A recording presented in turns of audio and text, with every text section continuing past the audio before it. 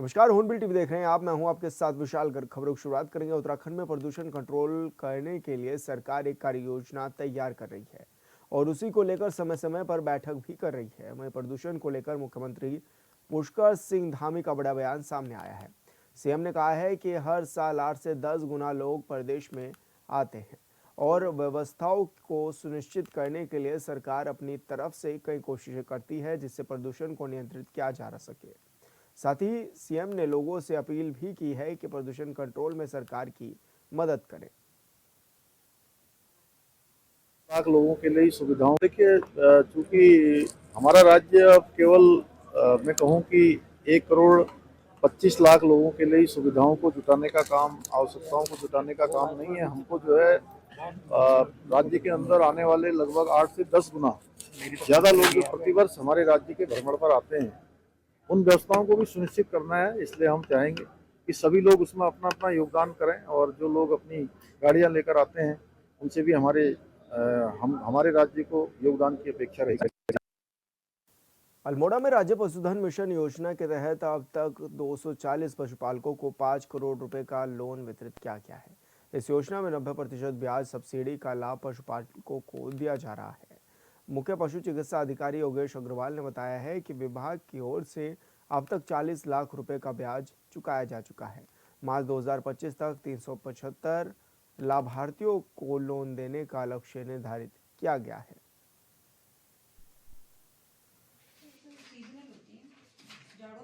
इस योजना को हमने मार्च में इसको लागू किया था इस जनपद में। तब हमारे पास में लाभार्थियों की संख्या के आधार पर हमने पहला इंस्टॉलमेंट इसमें 11 मार्च को दिया था और 39 लाख रुपए का हमको इसको बजट मिला था इंटरेस्ट में छूट देने के लिए। हमारी ये योजना विभिन्न मदों में है, जिसमें जैसे कि आपके पास 10 गायों का अगर लोन लेते हैं 7.5 लाख रुपए का है, 5 भैंसों का लेते हैं 7.5 लाख रुपए का है, 10 बकरी और 1 बकरे का लेते हैं 2 लाख रुपए का है, 5 बकरी 1 बकरे का लेते हैं 1 लाख रुपए का है, 2 खच्चर का लेते हैं 2 लाख रुपए का है, 1 खच्चर में 1 लाख रुपए का है।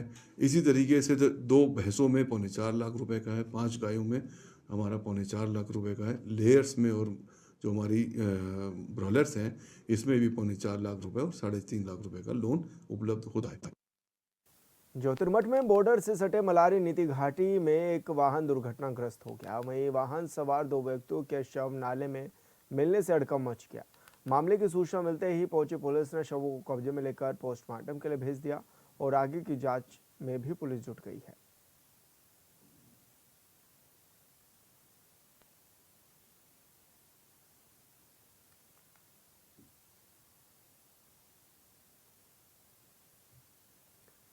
तो आपको बता दें कि पुलिस ने इन दोनों शवों को कब्जे में ले लिया है और इसके बाद पोस्टमार्टम के लिए भी दोनों शवों को भेज दिया है। मलारी नीति घाटी के पास वाहन दुर्घटनाग्रस्त हो गया था और जिसके बाद नाले में वाहन सवार 2 व्यक्तियों के शव मिले, जिससे क्षेत्र में भी हड़कंप मच गया था।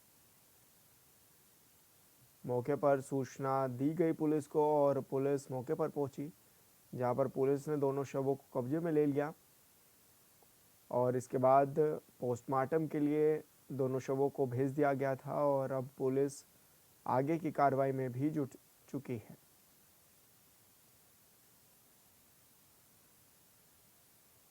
तो आपको बता दें कि नाले में वाहन सवार 2 व्यक्तियों के शव देखे गए थे, जिसके बाद आसपास क्षेत्र में भी इससे हड़कंप मच गया था कि आखिर ये शव कहां से आए। लेकिन फिर मौके पर जब पुलिस पहुंची तो पुलिस के द्वारा इन दोनों शवों को कब्जे में लिया गया और इनको पोस्टमार्टम के लिए भेजा गया। मलारी नीति घाटी के पास ये वाहन दुर्घटनाग्रस्त हो गया था।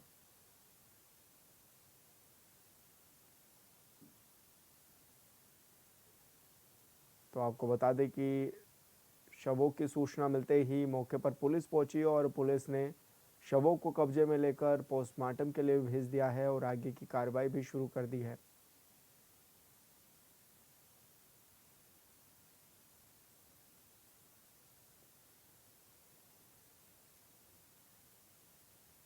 उत्तराखंड के पारंपरिक भोजन की मांग अब विदेशों में भी लगातार बढ़ती हुई नजर आ रही है। वहीं उत्तरकाशी के रहने वाले शेफ टीकाराम ने प्रधानमंत्री नरेंद्र मोदी की मिलेट्स योजना से प्रभावित होकर यूरोपीय देशों में नए फ्यूजन के साथ मिलेट्स को पेश कर अब यूरोपियन लोगों की पहली पसंद बना दिया है।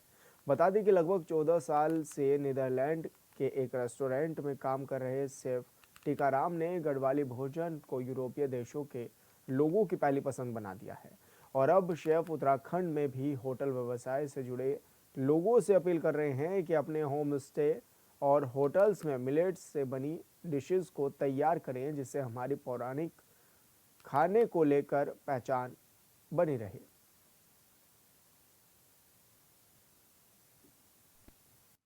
उत्तराखंड के भोजन के बारे में है जो हमारा लगभग जैसे पूरे विश्व में समझो, या जैसे हमारे मोदी जी ने बोला था कि मिलेट्स ऑफ द ईयर, जो मिलेट्स है उसका बढ़ावा देना, कि कोरोना के बाद लोगों को जिन्होंने खूब ढंग से मिलेट्स खाया है उनको कोरोना के बाद कुछ नहीं हुआ और उनकी इम्यूनिटी इतनी ज़्यादा थी, उनको कुछ भी प्रॉब्लम नहीं हुई। इसलिए वहाँ पे भी अब लोगों को सबको पता लगा, क्योंकि वहाँ पे भी सबको पता है कि हमारे जो पूर्वज हैं ये मिलेट्स ही खाते थे, जो मोटा अनाज है जैसे कोदा, झंगोरा, और अभी वैसे हॉस्पिटलिटी इंडस्ट्री में ये भी है, उसको कीनोवा बोलते हैं, तो वो भी एक जैसे कौड़ी होती है ना, ऐसी होता है। और अभी मार्केट में खैर जैसे हमारा मार्च है उसका सलाद बनता है, गंजीर का सलाद बनता है, क्योंकि मैंने भी बहुत सारा इनोवेशन किया है उस पर। बढ़ती ठंड और कोहरे को देखते हुए रामनगर डिपो की बसों में अभी तक फॉग लाइट्स पूरी तरह से लागू नहीं हो पाई हैं। सड़क दुर्घटनाओं को कम करने के लिए लाइट्स बेहद ज़रूरी हैं, लेकिन अधिकारियों की लापरवाही के चलते इस और किसी का ध्यान नहीं है।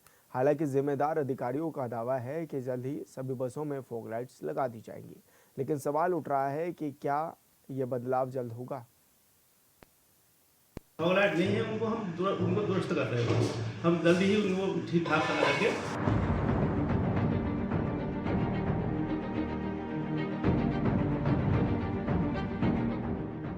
सवाल है कब आनंद प्रकाश जी, कब जब कई लोगों की जान चली जाएगी तब, कब जब कोई बड़ा हादसा हो जाएगा तब, कब जब राज्य के सीएम गला फाड़ कर थक जाएंगे तब।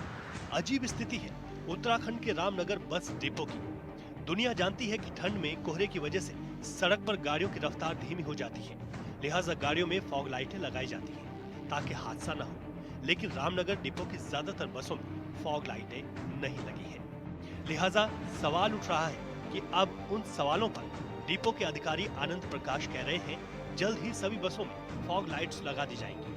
गाड़ी में फॉग लाइट होती है, हमारे वहाँ फॉग लाइट लगी है गाड़ी में। जिन गाड़ी में फॉग लाइट नहीं है उनको दुरुस्त कर रहे हैं, हम जल्दी ही उनको ठीक ठाक करा करके फॉग लाइट लगा कर ही रोड पे भेजेंगे। उत्तराखंड के कई इलाकों में कोहरा होता है, लेकिन सड़क सुरक्षा के लिए जरूरी उपायों में से एक फॉग लाइट्स अब भी रामनगर डिपो की बसों में पूरी तरह से लागू नहीं हो पाई है। सड़क दुर्घटनाओं को कम करने के लिए लाइट्स बेहद जरूरी हैं, लेकिन अधिकारियों की लापरवाही के चलते मुसाफिरों के लिए सर्दी के इस मौसम में सफर मौत के सफर से कम नहीं है। हैरानी की बात है कि अधिकारी की कार्यशैली पर सवाल न उठे, इसलिए बस चालक भी झूठ बोल रहे हैं। वैसे तो चल रही है, इसकी तार थोड़ी लूजिंग हो रही है। कहाँ जा रही है गाड़ी? कब से खराब है फॉग लाइट है ये? अरे लाइट चालू है सारी। तो जल क्यों नहीं रही फॉग लाइट? अरे जल रही है सारी मेरे भैया, सब जल रही है। रामनगर डिपो में काम करने वाले बस चालकों से बात की गई, जिन्होंने इस लापरवाही का खुलासा किया। उनका कहना है कि बसों में फॉग लाइट्स तो लगी हैं, लेकिन फॉग लाइट के कनेक्शन नहीं है। इसके चलते ये लाइट्स जल नहीं पा रही हैं और चालक भी इस स्थिति से परेशान है, क्योंकि कोहरे में जलना उनके लिए चुनौतीपूर्ण हो जाता है। उत्तराखंड पहाड़ी राज्य है, लिहाजा पहाड़ों में सफर आसान नहीं होता और इन सब के बीच अधिकारी अगर ऐसे लापरवाही बरतेंगे तो सवाल तो उठेंगे। पिछले दिनों अल्मोड़ा बस हादसे में 36 लोगों की जान चली गई थी, जिसके बाद राज्य के सीएम पुष्कर सिंह धामी ने सड़क सुरक्षा को लेकर कई तरह के दिशा निर्देश जारी किए थे और जिम्मेदार अधिकारियों पर कार्रवाई भी की थी। लेकिन लगता है कि रामनगर बस डिपो पर सीएम के आदेश का असर नहीं पड़ा है। Bureau report, hornbill TV.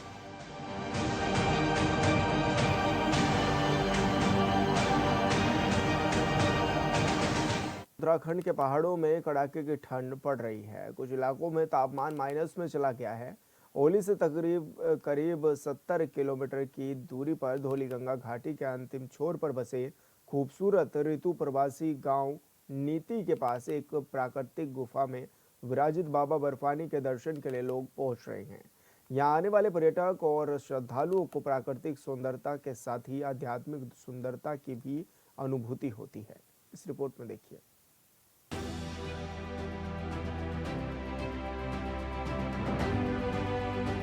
Uttarakhand में भारत चीन सीमा पर स्थित नीति घाटी पर टिम्मरसैंड गुफा में बाबा बर्फानी के दर्शन होने लगे हैं।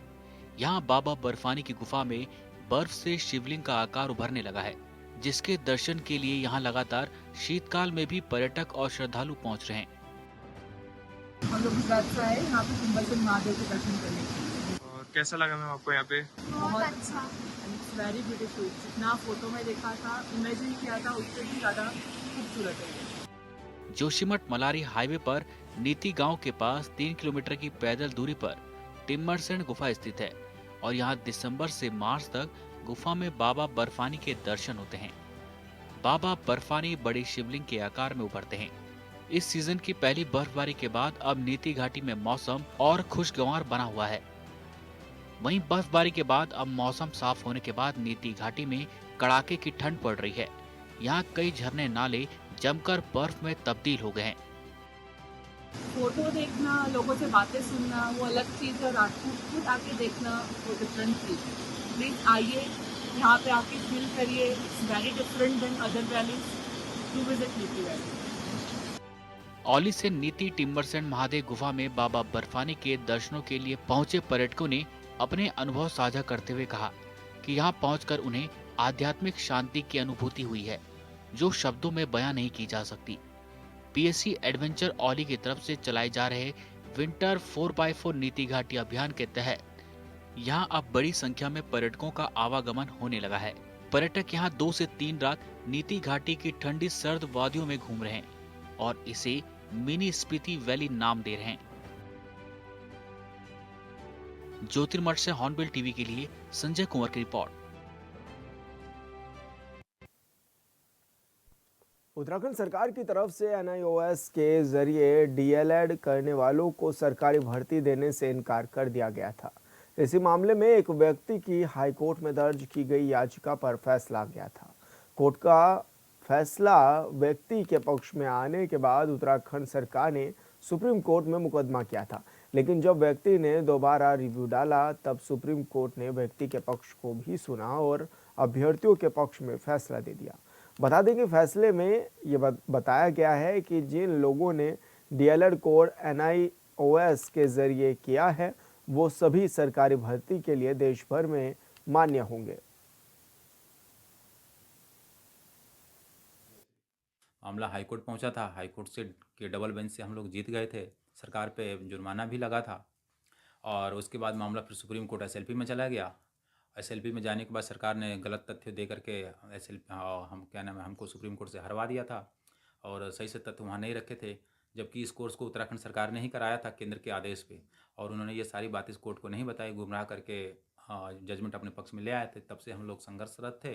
देश भर से 12 लाख बच्चे जो थे इसको लेकर के काफ़ी ज़्यादा चिंतित थे और इसमें कई सारे नेता आए जिन्होंने मौके का फ़ायदा उठा करके बच्चों से पैसा लिया और अपना वारंट जारी कर लिया। उसके बाद मैं आया लास्ट में, अंत में बच्चों ने डरते डरते मेरा भी सहयोग किया, लेकिन आज जब मैंने रिव्यू लगाया जनवरी 31 को सामंत मैंने रिव्यू लगाया था। दिसंबर आज 10 दिसंबर को हमने रिव्यू में ऑर्डर ले लिया, जिसमें सुप्रीम कोर्ट ने माना है।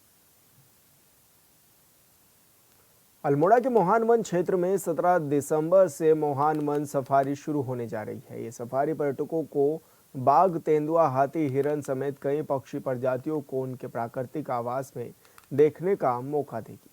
DFO दीपक सिंह ने बताया है कि सफारी के लिए तैयारियां जोरों पर हैं। इस सफारी का उद्घाटन वन मंत्री सुबोध उनियाल कर सकते हैं।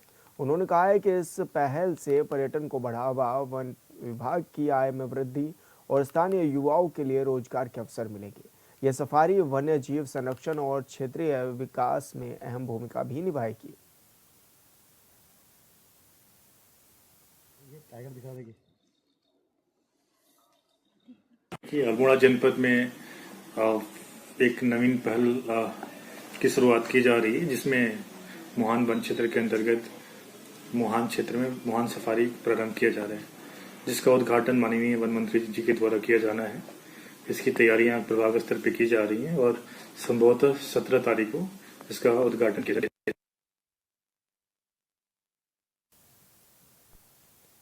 मसूरी में बर्फ पड़ने के बाद शहर में कड़ाके की ठंड पड़ने लगी है, जिसके बाद नगर पालिका परिषद ने सर्दी से निपटने के लिए पूरे इंतजाम कर दिए हैं। नगर पालिका परिषद पालाग्रस्त सड़कों पर चूना बिछाने का काम कर रही है ताकि कोई दुर्घटना ना हो। वहीं शहर के सभी चौराहों पर अलाव जलाने की व्यवस्था की गई है। नगर पालिका परिषद मसूरी के अधिशासी अधिकारी तनवीर सिंह मारवा का कहना है कि IDH बिल्डिंग में रैन बसेरा बना दिया गया है ताकि जरूरतमंद लोगों को मदद मुहैया कराई जा सके।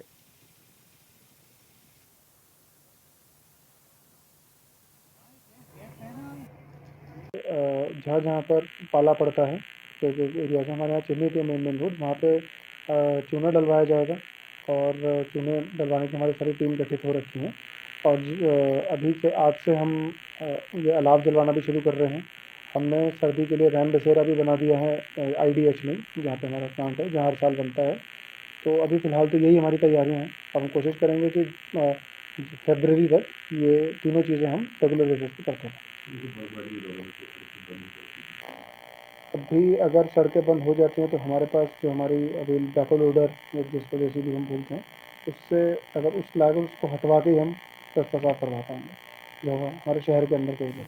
पौड़ी के सभी थाना प्रभारी अपने क्षेत्रों में ग्राम सुरक्षा समितियों के साथ मिलकर एक अभियान चला रहे हैं, जिसके तहत स्थानीय ग्रामीणों को साइबर अपराध, डिजिटल अरेस्ट और महिला सुरक्षा के प्रति जागरूक किया जा रहा है ताकि ऐसे अपराधों पर प्रभावी ढंग से अंकुश लगाया जा सके। इसी क्रम में रखनी खाल थाना अध्यक्ष संतोष पेथवाल ने अपने क्षेत्र में ग्राम सुरक्षा समितियों और महिला मंगल दल के साथ मिलकर साइबर अपराध, डिजिटल अरेस्ट और महिला सुरक्षा पर जन जागरूकता गोष्ठी का आयोजन किया है।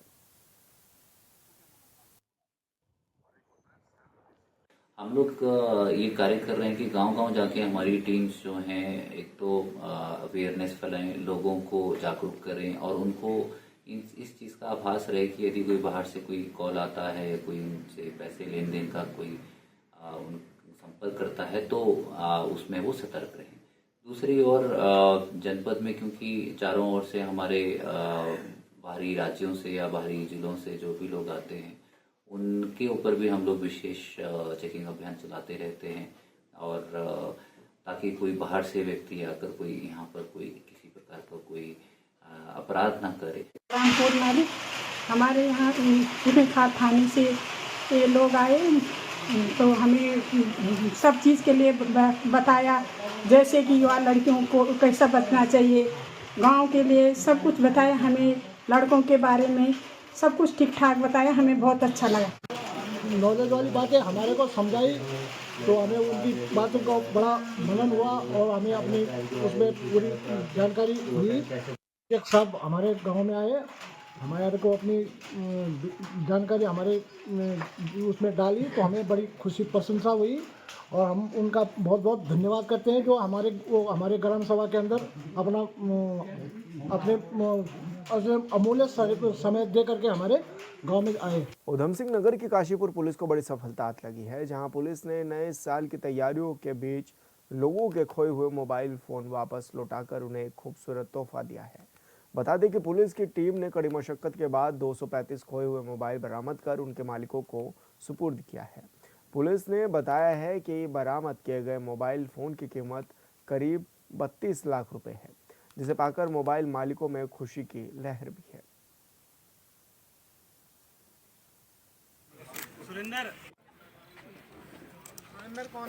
ये कई महीनों से लोगों के मोबाइल जो गुम हुए थे उनको एसओजी की टीम के द्वारा सर्विलांस पर लगाया गया था, जिसमें कुल 225 मोबाइल बरामद किए गए थे। इनकी कीमत लगभग 32 लाख रुपए है। आज उन मोबाइल को जो उनके असली धारक हैं उनको प्रदान किया जा रहा है। काशीपुर में महुआ खेड़ागंज नगर पालिका के अधिशासी अधिकारी सतीश कुमार की मेहनत ने शहर की तस्वीर बदल दी है। पहले जहां शहर में कभी गंदगी का अंबार लगा करता था, लेकिन अब शहर को पहचान पाना मुश्किल है। सतीश कुमार के कार्यभार संभालने के बाद से हालात पूरी तरह बदल गए हैं। अब क्षेत्र में नियमित रूप से डोर टू डोर कूड़ा इकट्ठा किया जाता है। सफाई कर्मचारियों को दिन में 3 बार क्षेत्र को साफ रखने के भी निर्देश दिए गए हैं। इस बारे में सतीश कुमार का कहना है कि देश के प्रधानमंत्री का सपना है कि हर गांव और शहर स्वच्छ और स्वस्थ रहे। इसे साकार करने के लिए उन्होंने टीमों का गठन किया है और कड़ी हिदायत भी दी है कि क्षेत्र में गंदगी की किसी भी समस्या को सहन नहीं किया जाएगा।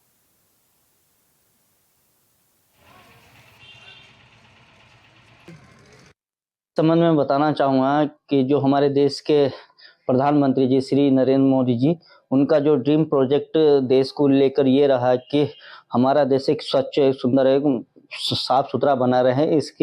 इसके संबंध में हमारे राज्य में भी हमारे माननीय मुख्यमंत्री जी के द्वारा भी समय समय पर समीक्षा ली जाती है और समय समय पर आदेश पारित किए जाते हैं कि हमारे अपने राज्य से किसी भी तरह की गंदगी को ना पनपना दिया जाए। और इस संबंध में हमारे पालिका द्वारा मेरे कर्मचारियों द्वारा इसका संकल्प लिया गया है कि हम अपने मुख्यालय या अपने नगर पालिका को स्वच्छ बनाने के इसमें हमारे तीनों टाइम सफाई व्यवस्था। और फिलहाल इस बुलेटिन में इतना ही। आप देखते रहिए हॉर्नबिल टीवी। नमस्कार।